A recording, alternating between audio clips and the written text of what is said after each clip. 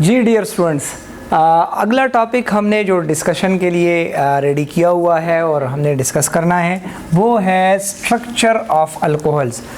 Students, अगर आपको कोई भी स्ट्रक्चर्स के बारे में बताए या पूछे तो आपके माइंड में क्या आएगा कि हमने स्ट्रक्चर जो है वो डिफ़ाइन करना है या जो है डिस्क्राइब करना है, तो उसमें कौन कौन से पैरामीटर्स जो है, जैसे हमने फ़िज़िकल प्रॉपर्टीज़ में पढ़ा कि कुछ पैरामीटर्स हैं जिसमें melting point, boiling point, density, ठीक है जी, ये आता है। इसी तरह स्ट्रक्चर में जो है कुछ पैरामीटर्स हैं जिनको आपने मस्ट जो है ये डिस्क्राइब करना है। तो उसमें पहला पैरामीटर है जी स्टूडेंट्स, हाइब्रिडाइजेशन। हाइब्रिडाइजेशन आपने बताना है कि अल्कोहल में एटम्स की हाइब्रिडाइजेशन क्या होती है। दूसरा जो पैरामीटर है वो है स्टूडेंट्स, आपने ये एक्सप्लेन करना है कि बॉन्ड एंगल क्या होगा, बॉन्ड एंगल, ठीक है जी। इसी तरह तीसरा पैरामीटर जो है वो स्टूडेंट्स ये है कि आपने बॉन्ड लेंथ डिस्क्राइब करनी होगी, बॉन्ड लेंथ। और चौथा पैरामीटर जो है वो है ज्योमेट्री, ज्योमेट्री ऑफ मॉलिक्यूल, ठीक है जी। अब हम पहले पॉइंट पे, आपको जब भी स्ट्रक्चर के बारे में पूछा जाए तो स्टूडेंट्स आपके माइंड में ये चार पैरामीटर्स हों कि ये आपने डिस्क्राइब करने हैं। तो फर्स्ट पैरामीटर जो है वो है हाइब्रिडाइजेशन। मैं यहाँ पर जो है अल्कोहल का स्ट्रक्चर ड्रा कर लेता हूँ, CH3O and that is H, ठीक है जी। अब हमने देखना है कि इसमें ये कार्बन और ये हाइड्रोजन, ये कौन सी हाइब्रिडाइजेशन रखते हैं। देखें, ये कार्बन जो है इसमें sp3 हाइब्रिडाइज्ड है और ये ऑक्सीजन भी इसमें जो है वो sp3 हाइब्रिडाइज्ड है। तो यहाँ पर आप हाइब्रिडाइजेशन में मेंशन कर दें कि कार्बन एटम, ठीक है जी, कार्बन एटम इसमें जो है वो है sp3 हाइब्रिडाइज्ड। अब हमें कैसे पता चलेगा कि ये sp3 हाइब्रिडाइज्ड है? तो स्टूडेंट्स आपके लिए आसानी उसको फाइंड आउट करना कि हाइब्रिडाइजेशन इसकी क्या है, तो आप इसके सिग्मा बॉन्ड्स को काउंट कर लें। तो आपके पास जितने भी सिग्मा बॉन्ड्स होंगे वही इसकी हाइब्रिडाइजेशन होगी। और अगर कार्बन की हाइब्रिडाइजेशन फाइंड करनी है तो वो स्टेरिक नंबर के थ्रू आप फाइंड आउट कर सकते हैं। तो ऑक्सीजन एटम और इसी तरह कार्बन एटम, ये दोनों इसमें sp3 हाइब्रिडाइज्ड है।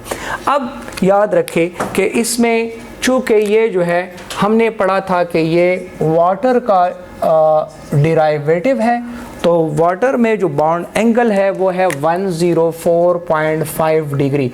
तो इसमें ज़रा सा इस बल्कि ग्रुप के आने की वजह से ये बॉन्ड एंगल जो है ये ज़रा सा क्या हो गया है, ये ज़रा सा बड़ा हो जाता है, ये 108.9 डिग्री तक चला जाता है। वो क्यों?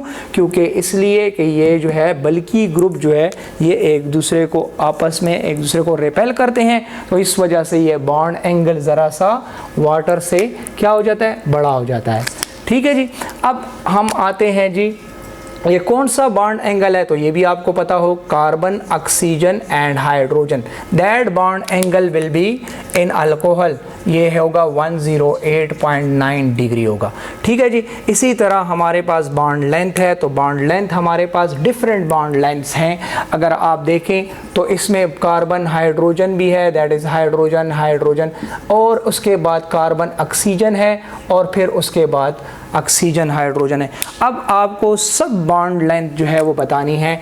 यहाँ पर ये बॉन्ड लेंथ जो है ये है 0.96 एंगस्ट्रॉम, ये वाली बॉन्ड लेंथ जो है ये है 1.42 एंगस्ट्रॉम, और ये कार्बन हाइड्रोजन बॉन्ड लेंथ जो है ये है 1.09 एंगस्ट्रॉम, ठीक है जी। तो आप जो है अब आपने यहाँ पर बॉन्ड लेंथ, हर एक बॉन्ड लेंथ को, कार्बन हाइड्रोजन बॉन्ड लेंथ को बता देना है कि कार्बन हाइड्रोजन बॉन्ड लेंथ अगर आपसे पूछी जाए तो 1.09 एंगस्ट्रॉम है। इसी तरह अगर कार्बन ऑक्सीजन बॉन्ड लेंथ पूछी जाए तो आप बता सकते हैं कि दैट इज़ 1.42 एंगस्ट्रॉम है। और अगर ऑक्सीजन हाइड्रोजन बॉन्ड लेंथ के बारे में पूछा जाए तो आप बता सकते हैं कि 0.96 एंगस्ट्रम। अगर ये एंगस्ट्रम यूनिट में नहीं एक्सप्लेन कर सकते तो आप यहाँ पर लिख सकते हैं 109 पिकोमीटर, ठीक है जी, 142 पिकोमीटर, इसी तरह आपके पास आ जाएगा 96 पिकोमीटर। तो ये भी आपके पास आ गई है।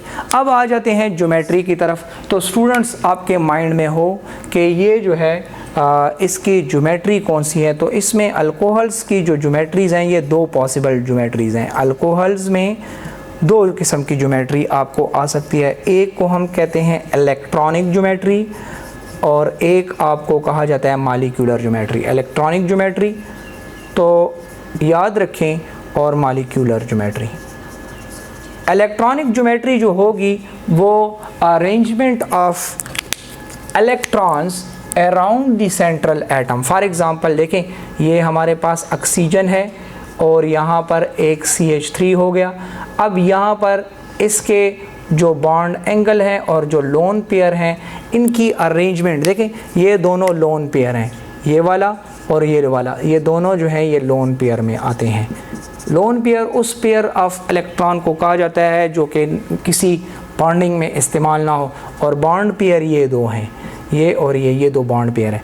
तो इस मतलब सेंट्रल एटम जो कि ऑक्सीजन है, इसके इर्द गिर्द 4 इलेक्ट्रॉन पेयर बन रहे हैं। तो जहाँ पर भी 4 इलेक्ट्रॉन पेयर आ जाएं वो टेट्राहेड्रल ज्योमेट्री होती है, टेट्राहेड्रल।